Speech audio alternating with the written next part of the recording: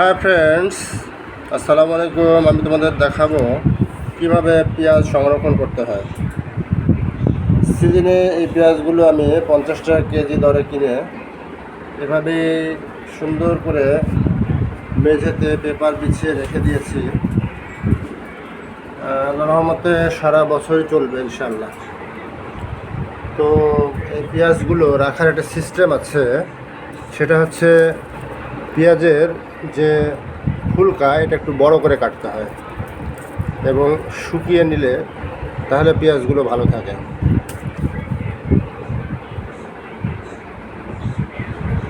একসময় পেঁয়াজের দাম 350 টাকা হয়ে গিয়েছিল। সুতরাং আমরা যদি একটু সচেতন থাকি তাহলে আমাদের পেঁয়াজ নিয়ে দুশ্চিন্তা থাকবে না ইনশাআল্লাহ।